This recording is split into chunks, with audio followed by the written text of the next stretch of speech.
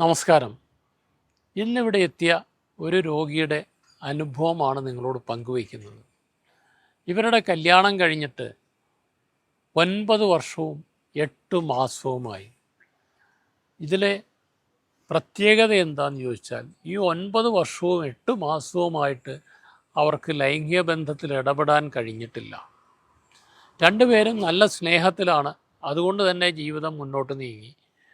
കുറേ കാലം ഇവർ ഗൾഫിലായിരുന്നു. ആ സമയത്തൊന്നും ചികിത്സ തേടിയില്ല.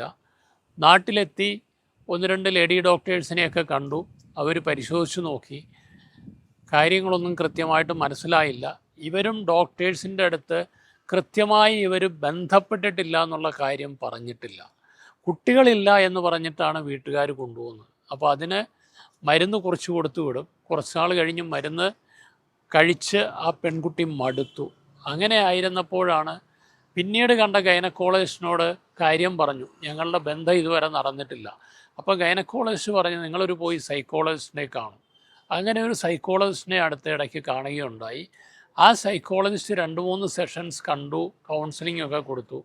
അതിനുശേഷം അവിടെ കൊണ്ട് നടക്കാതിരുന്നപ്പോഴാണ് ഇവിടേക്ക് ഈ രോഗികളെ പറഞ്ഞു വിട്ടത്.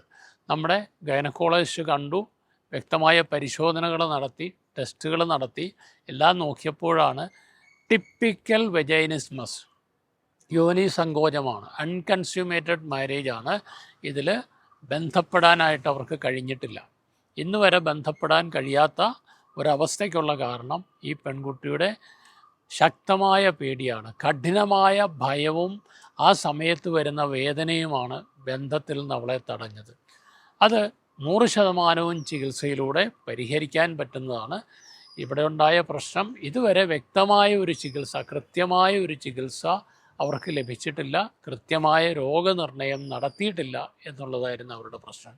ഇപ്പോൾ രോഗനിർണയം നടത്തി അതിനുള്ള സിസ്റ്റമാറ്റിക് ആയിട്ടുള്ള ട്രീറ്റ്മെൻറ്റ് പ്ലാൻ ചെയ്തു.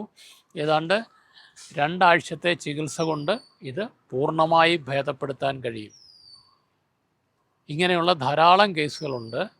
ഇത്തരം കേസുകൾ വരുമ്പോൾ നിങ്ങൾ 8, 9, 10 വർഷം വെച്ചുകൊണ്ടിരിക്കാതെ ആദ്യത്തെ കല്യാണം കഴിഞ്ഞ് ആദ്യത്തെ 1 വർഷത്തിനുള്ളിൽ ബന്ധപ്പെടാൻ കഴിയുന്നില്ല എങ്കിൽ ഏതെങ്കിലും ഡോക്ടേഴ്സിനെ കണ്ട് ചികിത്സ തേടുന്നത് തന്നെയാണ് ഉത്തമം. ഡോക്ടേഴ്സിനെ കാണുമ്പോൾ കൃത്യമായ വിവരങ്ങൾ അവരോട് പറയണം. കുട്ടികളുണ്ടാവാത്തതിന് വന്നു എന്ന് പറയാതെ, ബന്ധം നടന്നിട്ടില്ല എങ്കിൽ അത് തുറന്നു പറയാനുള്ള ധൈര്യം കൂടി കാണിക്കണം. ഈ പെൺകുട്ടിക്ക് അങ്ങനെ ഒരു പ്രശ്നം ഉണ്ടായിരുന്നു.